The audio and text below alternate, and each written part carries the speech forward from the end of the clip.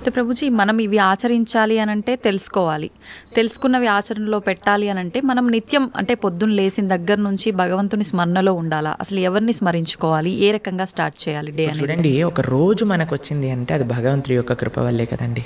అవును, ఈరోజు మనకి ఈ జన్మ వచ్చింది అని అంటే స్వామిని స్మరించాలి. హరి హరి హరి హరి అని అంటాం మనం, హరి అష్టకము అని అంటాం అనమాట.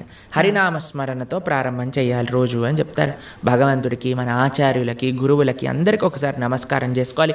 పృథ్వీని నమస్కరించాలి, ఎందుకంటే ఆవిడ మన జనని. కానీ ఆవిడ మనల్ని భరిస్తుంది కదండి. మనం ప్రతిరోజు అడుగు పెడుతూ ఉంటాం పృథ్వీ పైన, వివిధ రకములైన కృత్యములు చేస్తూ ఉంటాం అనమాట. కాబట్టి ఫస్ట్ లేవంగానే, ఎంతమందికి అలవాటు ఉందో లేదో తెలియదు కానీ ఫస్ట్ లేవంగానే భూమాతను స్మృశించాలి. శ్లోకములు ఉన్నాయండి, శ్లోకములు నేర్చుకోగలిగితే నేర్చుకోండి. కానీ ఆ భావన, అమ్మా నీ పైన అడుగు పెడుతున్నాను కదా, మమ్మల్ని క్షమించు, మమ్మల్ని రక్షించు అనే ఒక భావనతో మనము నేలని స్పృశించి నమస్కరించుకోగలిగితే అది చాలా అద్భుతమైన విషయం అనమాట. దాని తర్వాత మనం భగవంతుని స్మరించి పృథ్వీని స్పృశించి నమస్కరించుకొని మన గురువులకి, ఆచార్యులకి నమస్కారం చేసుకొని, మీకు ఒక విషయం చెప్తాను. అన్నిటికంటే ముందు 2 అక్షరాలతో ప్రారంభమయ్యేది రోజు పూర్వకాలంలో, హరి అని. ఇప్పుడు కూడా 2 అక్షరాలతో ప్రారంభం అవుతుంది, కాఫీ అని. కరెక్ట్. కాఫీ అనకుండా పక్కన పెట్టి హరి అనటంలో నిద్ర లేవాలి. ఓకే. నిద్ర లేసిన వెంటనే స్నానం ఆచరించాలి. మీకు ఆ విషయం తెలుసా అండి? స్నానం అనేది సనాతన ధర్మంలో చాలా ముఖ్యమైన విషయం. మనము చాలామందికి అర్థం కాదండి. స్నానం లేకుండానే రోజును ప్రారంభం చేసేయటము, వంటింట్లోకి వెళ్ళిపోవటము, తర్వాత టిఫిన్ చేసేయటము, ఇలాంటివన్నీ చేస్తూ ఉంటారు. చాలా పెద్ద తప్పది. మనం ప్రొద్దున లేవంగానే భగవంతుని స్మరించుకొని ముందు చేయవలసింది స్నానము. స్నానంలో కూడా గంగే చ యమునే చైవ గోదావరి సరస్వతి నర్మదే సింధు కావేరి జలేస్మిన్ సన్నిధిం కురు. అన్ని నదులను కూడా, గంగా జలమును, యమునా జలమును మనం స్మరించుకొని స్నానం ఆచరించాలి. మీకు ఇంకొక విషయం చెప్తాను, చాలామందికి తెలియని విషయం. మన ధర్మం మనకి చెప్తుంది, స్నానం ఆచరించేటప్పుడు వస్త్రం లేకుండా స్నానం ఆచరించకూడదు. మనము ఒక బట్ట కట్టుకొని స్నానం చేయాలి. అది ఆ నీటికి, ఆ దేవతకి మనం ఇచ్చే గౌరవం అన్నమాట. కాబట్టి స్నానం ఆచరించేటప్పుడు అపవిత్ర పవిత్రోవ సర్వావస్థాన్ గతోపివ యత్స్మరేత్ పుండరీకాక్షం సబాహ్యాభ్యంతర శుచి. పుండరీకాక్ష పుండరీకాక్ష పుండరీకాక్షాయ నమః. శ్రీ విష్ణు శ్రీ విష్ణు శ్రీ విష్ణు భగవన్నామ. ప్రొద్దున లేచినప్పటి నుంచి భగవన్నా, స్నానం ఆచరించేటప్పుడు భగవన్నాం, భగవంతుడి ముందుకెళ్ళి భగవన్నా, రోజంతా భగవన్నాం. ఎంత మనము భగవంతుడి యొక్క నామంతో మనం కనెక్షన్లో ఉన్నామనుకోండి, అంత మనకి స్పిరిచువల్ ఎనర్జీతో మనం రీఛార్జ్ అయిపోతాం అనమాట.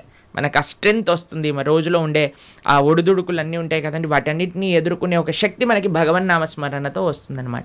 కాబట్టి ప్రొద్దున లేచాక హరినామస్మరణ, దాని తర్వాత చక్కగా మనం చేయవలసినది స్నానం, దాని తర్వాత భగవద్ ఆరాధన. ఇవి చేసేసుకున్నాం అనుకోండి, మనం ప్రొద్దున లేవంగానే ఫోన్కి ఛార్జింగ్ పెట్టేస్తాం కదా, అలా మన శరీరం ఛార్జ్ అయిపోతుంది ఇవి చేసేసుకున్నా. దాని తర్వాత రోజులో ఉండే మన కార్యక్రమాలన్నీ కూడా మనం చేసుకుంటూ ఉండొచ్చు అనమాట. ఓకే. అయితే ప్రభుజీ, మనం ఆచరించే స్నానం ఎంతో ఇంపార్టెంట్ అని చెప్పి మీరు చెప్పారు. అది ఆచరించడం ఒక ఎత్తు అయితే సమయం కూడా ఇంపార్టెంట్ అని చెప్పి అంటుంటారు కదా ప్రభుజీ, ఏ టైంలో స్నానం ఆచరించాలి అని చెప్పి, అది ఎలా చూసుకోవాలి? మనము మన శాస్త్రాలు చెప్తున్నాయి, బ్రహ్మ ముహూర్తంలో నిద్ర లేవాలి అని. అంటే సూర్యుడు వచ్చే ముందు. ఓకే. ఇప్పుడు మీకు ఒక విషయం చెప్తాను. మీ ఇంటికి ఒక గెస్ట్ వస్తున్నారు అనుకోండి, సరే ఈరోజు మీకు పండగ రోజు మీరు ఏం చేస్తారు? అరే ఈరోజు పండగ, త్వరగా లేవాలి, త్వరగా లేసుకొని కార్యక్రమాలన్నీ చేసుకొని నైవేద్యాలన్నీ తయారు చేసుకొని మనం త్వరగా ఈ పండుగని ముగించుకోవాలి, అమ్మవారి పూజ చేసుకోవాలని మీరు అనుకుంటారు, అవునా కాదా చెప్పండి? లేదా ఒక గెస్ట్ వస్తున్నారు అనుకోండి, సపోజ్ మీ గురువు గారు రేపు మీ ఇంటికి వస్తున్నారు అన్నారు అనుకోండి, మీ గురువు గారు ఇంటికి వచ్చాక బయట నాక్ చేశాక మీరు లేచి స్నానం చేసి రెడీ అవుతారా? లేదా ఆయన వచ్చే ముందే అన్ని సదుపాయాలన్నీ కూడా సక్రమంగా చేసుకొని పెట్టుకుంటారా చెప్పండి? వచ్చే ముందే చేస్తాం, అంతే కదండి. ఎవరైనా గెస్ట్ వచ్చినా, మన ఇంటి గురువులు వచ్చినా ఎవరో ఒకళ్ళు అలా చేసుకుంటాం కదా. సూర్య భగవానుడు ప్రత్యక్షంగా మనకి భగవంతుడి యొక్క స్వరూపం మనకి దర్శనమిస్తున్నారు.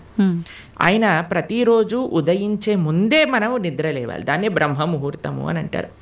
సూర్యోదయం కంటే ముందు మనం నిద్రలేచి మన యొక్క స్నానాది కార్యములన్నీ పూర్తి చేసుకొని మనం రెడీగా ఉండాలి సూర్యుడిని స్వాగతించడానికి. మన యొక్క భగవన్నామ స్మరణ చేసుకుంటూ మనము రెడీ అయిపోతాం అనమాట. అందుకే సంధ్యావందనాది కార్యక్రమములు మనం ప్రొద్దున పూట, మధ్యాహ్నం పూట, సాయంకాలం పూట 3 పూటలు చేస్తామన్నమాట. ఆయన ఎవరికి చేస్తున్నాము అని అంటే సూర్యమండలంలో మధ్యలో ఉన్న భగవంతుడికి మనం చేస్తున్నాము. కానీ ఆయన మనకి భగవంతుడిని దర్శింపజేసే ఒక ప్రత్యక్షమైన క్యారియర్. ఓకే, కాబట్టి మనం ఆయన వచ్చే ముందే మనం నిద్ర లేవాలి. ఆయన రాకముందే మన యొక్క నిత్య కృత్యములన్నీ కూడా పూర్తి చేసుకొని మనము ఆధ్యాత్మిక కార్యక్రమంలో నిమగ్నమై ఉండాలి.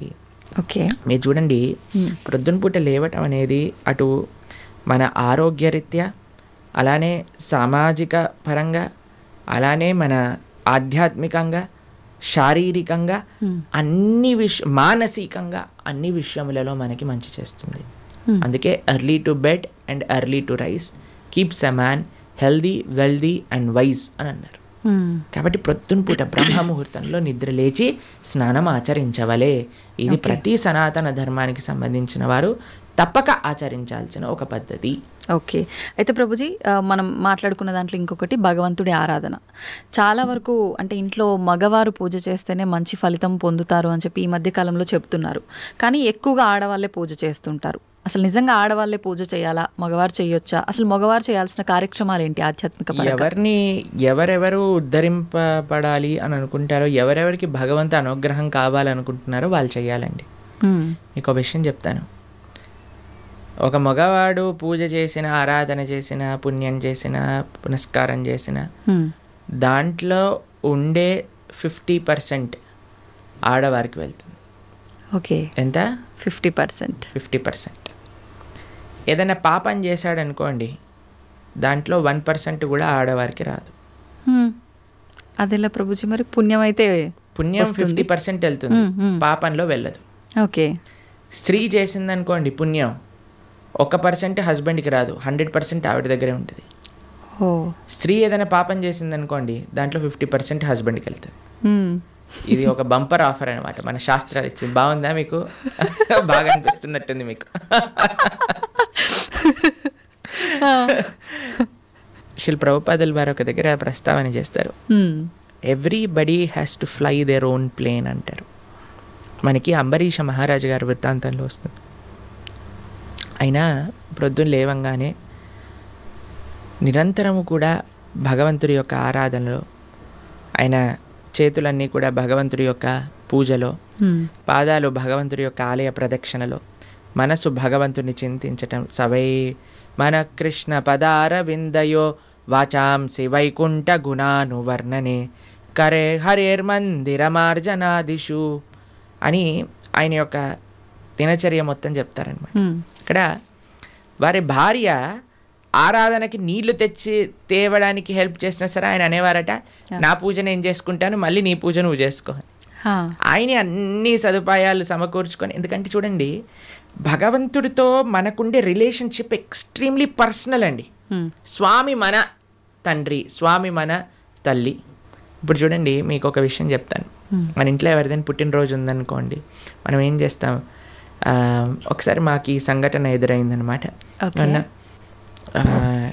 నేను మా తమ్ముడు కలిసి మా అమ్మగారికి గిఫ్ట్ ఇవ్వాలి అంటే, మా తమ్ముడు అన్నారు, నువ్వు నీ గిఫ్ట్ ఇవ్వు, నేను నా గిఫ్ట్ ఇస్తాను. ఎందుకంటే అమ్మకి నీ గిఫ్ట్ వేరే, నా గిఫ్ట్ వేరే. ఎందుకంటే మన ఇద్దరికి అమ్మ కదా. కాబట్టి అమ్మతో నాకుండే రిలేషన్షిప్ ఒకటి, మా తమ్ముడుకుండే రిలేషన్షిప్ ఒకటి, అంతేనా? అయితే మేమిద్దరం అనుకున్నాం, సరే నేను నాకు తోచింది, నాకు ఇష్టం ఉన్నట్టుగా నేను చాలా బాగా పెయింటింగ్ చేసేవాడిని అనమాట, డ్రాయింగ్ చేసేవాళ్ళం అనమాట. అయితే నేను ఇచ్చేస్తాను, నేను ఏదో ఒకటి స్కెచ్ చేసిస్తాను అంటే, మా తమ్ముడు అన్నాడు, నేను ఏదో ఒకటి తయారు చేస్తాను, ఏదో ఒక బొమ్మ లాంటిది ఏదో ఒకటి తయారు చేస్తాను, ఇద్దాము అని ఇద్దరం వేరు వేరు చేసి ఇచ్చామన్నమాట. అంటే ఎందుకు అని అంటే, మనకి మన ప్రేమను వ్యక్తపరచుకునే మార్గం ఒకటి, ఒక ఇంట్రెస్ట్, ఒక టాలెంట్, ఒక way of expressing hour love ఉంటుంది, అంతే కదా. అలానే భగవంతుడితో కూడా ఒక భర్త తన కర్తవ్యం, అరే నేను భగవంతుడి యొక్క మార్గంలో, నాకు భగవంతుడు అవసరము, అందరికీ భగవంతుడు అవసరమే కదండి. ఆయన అందరికీ తండ్రి, తల్లి, పిత, పరమాత్మ అందరికీ ఆయనే. కాబట్టి మనమే ఎలా ఆలోచించాలి అని అంటే, ఒక హస్బెండ్ తన ఆరాధన తాను చేసుకోవాలి, ఒక వైఫ్ తన ఆరాధనలోకి సంబంధించిన విషయములని సమకూరుస్తుంది, వంట చేసిస్తుంది, పూలమాలలు కట్టిస్తుంది. దాని తర్వాత వారి హస్బెండ్ వెళ్ళిపోయాక వైఫ్ తన ఆరాధన తాను చేసుకుంటుంది, పిల్లలు వచ్చి దండం పెట్టుకుంటారు, ఏదో అమ్మ నాన్నలకి ఇద్దరికి హెల్ప్ చేస్తారు, అందరు కలిసి ఆరాధన ఒకటి ఉంటుంది, ఒక్కొక్కళ్ళు కలిపి ఆరాధన ఉంటుంది అన్నమాట. కాబట్టి ఏదో స్త్రీలు చేస్తే ఇల్లంతా బాగైపోతుంది అనే భ్రమలో నుంచి బయటపడండి, మీకు 1% పుణ్యం రాదు. కాబట్టి జాగ్రత్తగా మీ పూజ మీరు చేసుకోండి, మీరు బాగుపడాలి అని అనుకుంటే. కాబట్టి పురుషులు తప్పకుండా ఆరాధన చేయాలి. పురుషులు ఆరాధన చేస్తున్నారు కదండి, స్త్రీలు వదిలేయకూడదు. పురుషుడు ఆరాధన పురుషుడికి, స్త్రీ ఆరాధన స్త్రీ, పిల్లల ఆరాధన పిల్లలకి, అందరికి. ఇప్పుడు చూడండి, ఇంటి పెద్ద తింటే మిగతా వాళ్ళందరూ కడుపు నిండిపోతుందా? లేదు, ఎవరికి వాళ్ళు తినాల్సిందే, అంతే కదండి. మీరు అంటారు కదా, అయ్యా మీరు తినండి, అయ్యా మేము పర్వాలేదు, మీరు తింటే మాకు తిన్నట్టే అని అంటారా? లేదా మీ హస్బెండ్ వచ్చి అమ్మ నువ్వు తినేసి నాకేం పర్వాలేదు, నువ్వు తింటే నేను తిన్నట్టే అంటారా? కాదు కదా. ఎవరెవరికి శక్తి కావాలంటే వారు వారు భోజనం చేయాలి. అలానే మనం కూడా మనకి శక్తి కావాలి, మనకి భగవంతుడి యొక్క కృప కావాలి అంటే మనం భోజనం చేస్తే ఎలా అయితే మనకి శక్తి వస్తుందో మనము ఆరాధన చేసుకుంటే అలా మనకి భగవంతుడి యొక్క కృప అనేది లభిస్తుంది. ఓకే ప్రభుజీ, చాలామంది ఏదైనా మంచి జరిగినా చెడు జరిగినా నా అదృష్టం బాగాలేదు, నా రాత ఇంతవరకే ఉంది, భగవంతుడు ఇలా రాశాడు అని చెప్పి అంటూ ఉంటారు.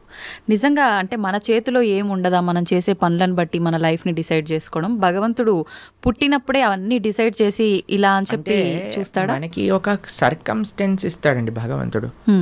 చాయిస్ ఎప్పుడు మన చేతుల్లోనే ఉంటుంది, మనం ఏం చేయాలి అని. ఫర్ ఎగ్జాంపుల్ మీకు ఒక విషయం చెప్తాను. ఒకరికి ఇల్లు రాసుంది, ఒకళ్ళి ఇల్లు మీకు మీ జీవితంలో కలుగుతుంది అని రాసి ఉంటుందండి. కానీ ఆ ఇంట్లో ఏం చేస్తారనేది మీ చేతుల్లో ఉంది. ఓకే, ఇల్లు వస్తుందనే వరకు మాత్రమే మన చేతుల్లో ఉంది. ఇంట్లో ఏం చేస్తాం, మనం ఒక చక్కటి పూజ చేసుకుంటామా, పునస్కారం చేసుకుంటామా, లేదా 10 మందిని పిలిచి మందు పోసి డాన్స్లు వేస్తామా అనేది మన చేతుల్లో ఉంది. మీరు కానీ మంచి ఆరాధన చేసుకున్నారనుకోండి, ఆ పుణ్యాన్ని బట్టి మీకు నెక్స్ట్ ఏమవుతుందో రాసింది. లేదు మనం తప్పు చేసామనుకోండి, ఆ తప్పు బట్టి నెక్స్ట్ కర్మ ఏర్పడుతుంది అనమాట. What is return is what you will get. మనకేం వస్తుంది అని, దాంతో మనం ఏం చేస్తాము అనేది రాసలేదు, అది మనకు వదిలేశాడు భగవంతుడు. మన విచక్షణతో మంచి మనస్సుతో మనం దాన్ని ఆచరణ చేయాలి. అంటే మన చేతిలో ఉన్నట్టే, 100% మన చేతుల్లో ఉంది. ఇప్పుడు అంటుంటారు కదా, పరిస్థితులను బట్టి ఇంట్లో వాతావరణాన్ని బట్టే పిల్లల బుద్ధులు కూడా అని చెప్పి, ఇప్పుడు ఇది కూడా అలాగే భగవంతుడు మనకు ఒక ప్లాట్ఫామ్ ఇచ్చి వదిలేశారు, ఎలా అనేది మన చేతుల్లోనే ఉంది. ఇప్పుడు మీకు ఒక ఫోన్ ఇచ్చారనుకోండి, ఫోన్ ఇచ్చారు, ఫోన్తో మీరు ఏం చేయొచ్చు అనేది మీ చేతుల్లో ఉంది. ఒకళ్ళు ప్రవచనమైనా అయినచ్చు, లేదా పిచ్చి పిచ్చి సీరియళ్ళు సినిమాలైనా చూడొచ్చు. ఫోన్ రావటం మన చేతుల్లో ఉంది, దాంతో ఏం చెయ్యాలి మీ చేతుల్లో. ఇప్పుడు మీరేం చేస్తారు, పిల్లల్ని స్కూల్లో వేస్తారు, మంచి స్కూల్ చూస్తారు, అరే ఈ పిల్లలు మంచిగా చదువుకోవాలి, మంచి స్కూల్లో చదువుకుంటే వాళ్ళు మంచి మార్గంలోకి వెళ్తారు, కష్టమైనా ఏదైనా సరే కష్టపడి అయినా సరే వాళ్ళని మంచి స్కూల్లో జాయిన్ చేస్తారు. మంచి స్కూల్లో జాయిన్ చేశాక వాడు చదువుతాడా లేదా అనేది ఎవరిపైన నిర్ధారణ పడి ఉంటుందండి? వాళ్ళపైన. ఒక స్కూల్లో ఒక టీచర్ 10 మందికి ఒకటే రాగంగా చదువు చెప్తుంది, కానీ ఒక్కొక్కరు ఒక్కొక్క విధానంగా చూసుకుంటారు. ఎందుకు? వాళ్ళ శ్రద్ధ బట్టి. ఓకే, అలానే మన జీవితంలో కూడా ఏమీ నీ దగ్గరకు వస్తుంది అనేది రాసి ఉంటుంది, దాన్ని ఎలా యూజ్ చేస్తావు అనేది నీ చేతుల్లో ఉంది.